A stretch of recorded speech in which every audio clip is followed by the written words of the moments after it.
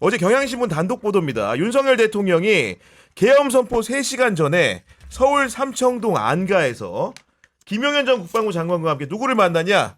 조지호 경찰청장, 김봉식 서울경찰청장을 만났고 이들에게 장학 대상 10여 곳의 명단을 전달한 사실이 확인됐습니다. 와, 완전 거짓말이었네. 경찰 국수본에서 지금 뭐 체포한 다음에 지금 구속까지 한 걸로 구속영장, 지금 구속영장까지 했고 뭐 그러니까 지금 윤석열이 오늘 얘기했던 게 다 뻥이라는 게 구라라는 게 이미 뭐 그냥 초 단위로 밝혀지고 있어요. 맞아요. 네. 그러니까 이게 아주 치밀하게 뭔가를 하려고 했다. 다만 이제 우리나라 시민들이 굉장히 민주화 그 어떤 민도가 네. 높아지고 SNS도 발달하고 또 뭐 그 국회의원들이 상당수가 담 넘은 분들이 옛날에 왕년에 담도 좀 잘 넘어본 분들이고 막 이런 분들이니까 이게 다 된 것 같아요. 그러니까 네. 어쨌든 지금 사실은 모든 수사기관이 다 뭔가가 찝찝한 구석이 있기는 해요.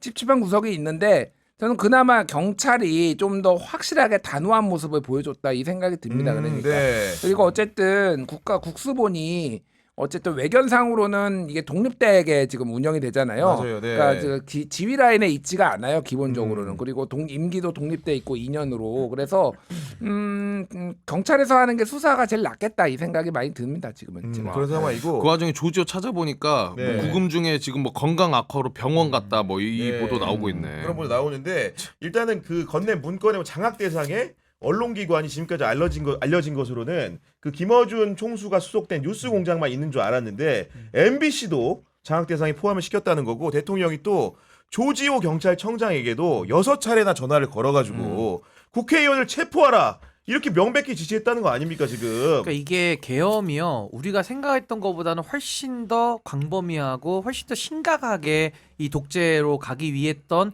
계획이었다. 전 이거 이제 시작이기 때문에 네. 저는 밝힐 게 너무 많다고 보고요. 그 언론기관 장악도 문제지만은 참수작전 부분, 그러니까 야당 지도자들 네. 내지는 뭐 선관위 관계자들 참수작전 문제도 밝혀줘야 되고 저는 더 심각한 게 뭐냐면은 발포 명령을 했을 가능성이 있다. 발포 명령? 윤석열이든 김영현이든 누군지는 지금 그런 모르겠습니다만은 부분은 없지만 이 발포 명령 부분. 그러니까 왜냐면 실탄이 가 있었고요. 관련해서 그 특전사령관 곽종근 사령관이 대통령으로도 전화를 받았는데 말을 못해요. 그래서 박범계 의원이 뭐 추궁하면서 좀 달래고 이러고 있는 것 같은데 전 이 진실 밝혀져야 된다고 봅니다. 그 5.18 때도 전두환의 발포 명령 끝까지 못 밝혔어요. 그러니까 끝까지 못 밝히고 이게 미궁으로 빠져버렸는데 네. 전 이번에도 발포 명령이 만약에 있는 걸로 밝혀진다면은 용서받을 수 없는 범죄인 거거든요. 그럼- 그러니까 그럼요. 일단 네. 지금 곽종근 사령관이 얘기한 거는 두 번째 통화에서 국회의원들 끌어내라. 그렇죠. 문 거기까지는 부수고 얘기를 했고 끌어내라. 거기까지 얘기는 근데 했는데 세 번째 전화도 왔는데 말을 못해요. 어. 그러니까 어떤 얘기를 오갔는지를 추궁을 해도 차마 그거는 못 밝히겠다라는 식으로 말을 한 10초 동안 머뭇거리면서 말을 못 하거든요. 그러니까 저는 이 부분이 발포 명령까지도 우리가 수사 대상을 열어놓고 이걸 만약에 윤석열이 내렸을 가능성은 매우 높죠만 있었다라고 한다면은 그래서 전 여기까지도 수사가 확대돼야 되고 특히나 이 조지호 경찰청장은요. 계엄과 관련해서 사전 모의를 한 사람이 되는 겁니다. 그렇죠. 그래서 지금 영장도 청구돼 있는 거거든요. 저는 군을 동원하는데 경찰까지 부안에 동한다? 경찰이 있을 수 없는 일을 한 것이고 그나마 위안을 삼는 거는 국수본에서 네. 본인들의 수장인 조지호 경찰청장을 긴급 체포한 거. 저 그거 굉장히 높이 평가합니다. 그렇군요. 그 국무회의 얘기도 좀 해봤으면 좋겠는데 아까 저희가 짧게 얘기했지만은 국무회의라는 게 결국은 심의하고 숙고해가지고 국가의 중대 결정을 해야 되는 회의체 아닙니까? 근데 실상 이렇게 중대한 비상계엄을 선포하면서 국무회의 자리가 유명무실했다는 게 드러났습니다. 기본적으로 국무회의가 12월 3일 밤 10시 17분에 개시가 돼서 불과 5분 만에 끝났다는 거예요. 그러니까 뭐 이제 여러 국무위원들이 조금씩 얘기한 게 지금 완성이 되고 있고 문제는 이제 5분 만에 된 것도 문제. 그러니까 네. 5분 동안 사실은 무슨 얘기를 했겠어요. 뭐 나 좀 계엄 좀 해야 되겠어. 그러니까 안 됩니다. 뭐 이거 몇 마디 오가면 끝이야. 그러니까, 네. 내가 할 거야. 이렇게 간 거 아니에요. 그러니까 그 송민영 장관인가 어쨌든 아직 국무회의가 끝난지도 몰랐는데 발표하고 있었다라는 거 아니에요. 바로 1분 만에 바로 발표했다는 거 아닙니까? 바로 네. 발표하는 거니까. 네, 사실상 그러니까 통보를 받은 거고, 그러니까 절차상으로 여러 이제 문제들이 계속 노정이 되는 거죠. 회의록도 없고, 속기록도 없고.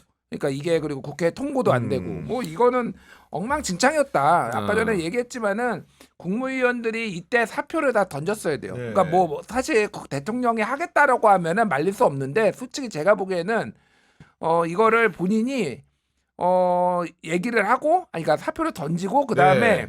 언론이나 어쨌든 비슷한 시간이긴 하지만은 그래도 본인이 정확하게 이거를 알리바이를 입증을 하려면은 무죄를 입증하려면은 어디론가 알렸어야 돼요. 그러니까 이런 일이 벌어지고 있다라는 거를 누군가에게 그렇지. 전파를 했어야 되는데 전파를 했었어야 돼요. 그러니까 근데 본인들이 다 침묵했고 저는 그냥 또 솔직히 얘기하면은 이거 계엄 성공했으면요. 이 사람들 언제 그랬냐는 듯이 이 계엄 상황에서 그렇죠. 또 그냥 또 구역하죠. 장관들로 그냥 또 구역했을 계속 수 있죠. 계속 네. 있었을 거예요. 맞아. 굉장히 그러니까 마치 내가 이거를 말렸던 것처럼 이런 식으로 모두가 말렸다라고 얘기를 하고 있는데 저는 그거 안 믿습니다. 근데 저는요 네. 이 국무위원들도 다 똑같이 보면 안 되고 그 안에도 더 깊숙이 가담한 자가 있고 그렇죠. 그냥 네. 모르면서 왔던 사람이고 또 안 온 사람 있잖아요. 좀 나눠서 봐야 될 필요가 있다. 예를 들면 계엄 다음 날 안가에서 이상민 그리고 법무부 장관 박성재 오늘 탄핵이 됐습니다마는 그리고 김주현 민정수석 이완규 법제처장에게 모였거든요. 네. 이자들 왜 모였겠습니까? 내란이 실패하고 나서는 이제 플랜 B 도모하기 위해서 모인 거예요. 그러면은 상식적으로 생각해 보면 박성재 정도는 대통령의 사실상 법무참모거든요. 법률적인 문제는 박성재가 검토 다 합니다. 법무부 장관 그거 하라고 네. 두는 거예요. 근데 여기에 대해서 침묵하고 동조해서 그대로 진행됐다? 내란에 대해서 다 책임이 있는 거죠. 그러니까 아까 우리 김준희 대표님 말씀하신 대로 미리 알았던 자들은 네. 반드시 이건 야당이든 언론이든 알렸어야 되는 겁니다. 본인이 사표 쓰는 건 당연한 것이고 근데 이걸 갖다가 침묵하면서 그냥 진행된 거거든요. 맞아요. 그러니까 송민영 같은 자는 와가지고 내가 계엄 선포할 줄 알았으면 난 아예 안 왔었어. 이따위 그리고 소리를 하는 거예요. 정신머리가 그것도 지금. 말이 안 되는 게 뭐냐면 그 이후에 계엄 선포되고 집으로 갔다는 거예요. 이거 말이 되냐? 잠이 오냐? 잠이? 집으로 간다는 게 정말 말이 대단하다, 되냐고. 진짜. 아니 그리고 내란 실패했는데 4시 안가에 모여가지고 음식이 넘어가냐? 그러니까요. 목구멍으로? 아니 목구멍으로 넘어가요 그 음식이? 국민들은 총칼 헬기를 보고 심장이 벌렁벌렁 거려가지고 지금까지도 이 계엄 트라우마에 지금 힘들어하고 있는데 목구멍에 음식이 넘어가냐고요. 그러니까 그 있을 수 없는 와중에 일이죠. 국무회의 때 참여했던 그 사람들은 네. 계엄 선포되고 나서 그 뭐 안 말린 건 당연히 일단은 죄가 네. 있고 선포되고 나서는 일단 상황 보자의 의견이었던 것 같아. 그러니까 한덕수도 지켜보자. 자기도 자기 사무실로 가서 뭐 준비를 지켜본 거지. 그런 지켜본 거지. 이게 송강호 그리고 이제 이기는 자 누구냐? 이기는 사람 우리 편이야. 그러니까. 이기면 우리 편이에요. 그러니까 또. 진심으로 반대했다고 한다면 곽수환 씨가 지적한 대로 음. 다른 행동이 있었어야겠죠. 예를 그게 들면 진정성이죠. 심지어 여당에 누가 전화라도 건다거나 설득하는 과정이 있어야 되는데 아니 그런 아는 스토리는 기자도 없습니까? 하나도 없어. 아니, 내가 아는 보니까. 아는 기자 하나 그러니까, 없어요? 네. 저도 아는 기자가 수백 명 있는데 아는 기자 한 명 없냐고요. 그 말이 되는 언론에 소리를 이제 해야지. 나왔는데 그 누구였지 법무부 감찰관인가? 네, 뉴욕, 네, 네. 뉴욕, 네. 류혁. 뉴욕 감찰관. 뉴욕. 그러니까 그 계엄 회의 한다고 하니까 바로 사표 쓰고 던졌잖아요. 그러니까요. 그러니까 이 정도가 됐으면 우리가 다 이해를 하지. 그러니까. 그게 기준점이죠. 사실 그게 생각해 기준점이 보면. 그러니까 계엄 하는데 내가 거기에서 그거 앉아 있다고? 그건 말이 안 되는 거야. 게다가 국무회의가 보통 이제 하게 되면 안건이 있으면 거기다가 총리가 부서를 하잖아요. 음. 근데 부서도 안 했다는 거잖아. 그럼 도대체 회의록도 없어. 아니 없대. 그랬으면요 네. 기자회견장이 그 근처일 거 아닙니까? 대통령이 네. 도보로 이동했으니까 어. 11명이든 12명이든 때로 가서 막아야죠. 카메라를 끄든지. 정확히 대통령- 맞는 말인 게 대통령 멱살을 잡아서라도 말려야죠. 그 국무회의 자리에서. 한 대가 대통령실 대접견실이고 네. 그로부터 도보로 1분 이동해서 브리핑룸 간 거예요. 아니 이게요 옛날에 네. 전 누가 떠오르냐면 그 12.12 때도 최규하 대통령 있을 때 우물쭈물 바보같이 하다 당한 거거든요. 그때도 노재현 장관 있지 않습니까? 군을 총괄할 사람이 이 사람들이 다 체포영장 해줘가지고 정성화 총장 체포한 거거든요. 최규하가 네. 사인을 한 거고 이거 책임이 다 있는 겁니다. 근데 이제 와가지고 내란 실패하니까 이래저래 저는 몰랐어요. 저는 뭐 알았으면 오히려 더 안 갔을 거예요. 헛소리라고 있으니 이자들은 정말 기회주의자고요. 그동안에도 윤석열 정부 잘못 갈 때가 뭐 한두 번 있었습니까? 네. 다 침묵했던 공범들 아닙니까? 근데 이제 이 공침묵이 쌓이고 쌓여서 이제는 계엄까지 온 거예요. 이 사태까지를 예측 못했다 그러면 바보들인 것이고 그렇지. 이 사태 앞에서도 비겁하게 침묵했기 때문에 저는 그 침묵의 죄를 물어야 된다고 저는 봅니다. 이상민 그 동아일보 이거 보도로 어. 나온 건데 이상민이 지인한테 그렇게 얘기했다 그러잖아요. 음. 그때 상황을 설명을 하면서 아니 딱 갔는데 대통령 얼굴이 이미 벌겋게 달아올라 있더라. 술 먹고 왔어? 술 먹고 와서 그래서 그런 건가? 그거 보고 저 정도면은 아무도 못 막는다라고 생각을 했다고 그걸 지인한테 얘기를 하는 거야. 아니, 그게 국무위원이 얘기할 소리입니까 그게? 그러니까 이게 평소에 그렇게 괴물을 만든 거예요, 자기들이. 그러니까. 중간에 직원도 하고 화를 내도 자기도 맛화를 내고 해야 되는데 그런 짓을 못 하다가 딱 보니까 말려봐야 안 듣겠다. 극대노야 이제. 이게 보니까. 책임 회피지 말이 되는 겁니까 그러니까 이게? 이 모두가 이제 본인이 살아야 되니까 각자 도생하는 건데 특히 이상민의 지인이 동아일보에 알려준 거잖아요. 네. 그러니까 본인이 얘기한 것도 아니에요, 심지어. 그러니까 이게 저는 이상민은 매우 높은 확률로 내란을 같이 기획했을 거라고 봐요. 예, 예. 이상민은 충암고 인맥들은 충암고 인맥. 그러니까 계엄을 발동할 수 있는 사람은 발동이 아니라 건의할 수 있는 사람은 국방부 장관하고 네. 행안부 장관이거든요. 그게 김용현이고 맞아요. 이상민이에요. 네. 둘 다 충암고예요. 경우의 수가 2개밖에 없기 경우의 때문에. 수가 2개밖에 없기 때문에 김용현이 만약에 여러 가지 이유로 지금 계엄을 발동해야 되는데 못하는 상황, 뭐 여러 가지 가능성도 있을 거 아니에요. 뭐 갑자기 탄핵이 될 수도 맞아요. 있고, 네. 심지어 민주당에서 그때 박성중 원내대표가 CBS 라디오 나와가지고 그때 국방부 장관 탄핵 뭐 이런 얘기까지 했었어요. 그때 검토하고 있다. 네. 그리고 나서 지금 이거 얼마 안 돼서 된 거거든요. 그러니까 이게 여러 가지 그런 경우의 수가 있기 때문에 지금 알았을 거라고 네. 봅니다. 같이 그리고- 기획을 했을 가능성이 저는 매우 높다. 그리고 저도 네. 되게 소름 돋았던 게 뭐냐면은 전 처음에 김용현이 국방부 장관 갈 때도 이상했잖아요. 충암 인맥 내지는 경호처장 차지철도 안 갔던 자리가 국방부 장관인데 어떻게 대통령 지근거리에서 경호처장을 했던 자가 네. 어떻게 또 군 출신이 또 국방부 장관으로 가느냐. 그러니까 그 전부터도 경호처장 할 때 김용현이 문고리 역할 충암고 1년 선배짓 하면서 그렇죠. 군 사령관들을 데려다가 지 인맥들을 삼아왔다는 거 아닙니까? 근데 이자가 군에 가니까 전 처음에 무슨 생각했냐면 야 김용현 보내가지고 군사법원에 박정훈 대령 재판하는데 그거 장악하러 가는구나. 저는 그 정도로 나이브하게 소소하게 봤던 생각했구나. 거예요. 너무 예, 작게 지금 그냥 보면, 네. 예, 재판 관련해서 수사외압 더 맞고 김용현이 핵심 피의자인데 지 범죄도 가리고 윤석열 범죄 가려주려고 가는구나로 생각했는데 야, 이제 와서 이거는- 보니까요. 이자가 계엄하러 간 거예요. 제가 보니까 그래서 계엄을 하러 간 네. 겁니다. 제가 그래서 보니까 대통령이 언제부터 계엄을 생각했느냐 이런 보도들이 좀 나오고 있는데 언론 보도에 따르면 여인영 전 방첩 사령관이 검찰 조사에서 윤석열 대통령이 올해 초여름부터 시국을 걱정하며 불쑥 계엄 얘기를 꺼냈다.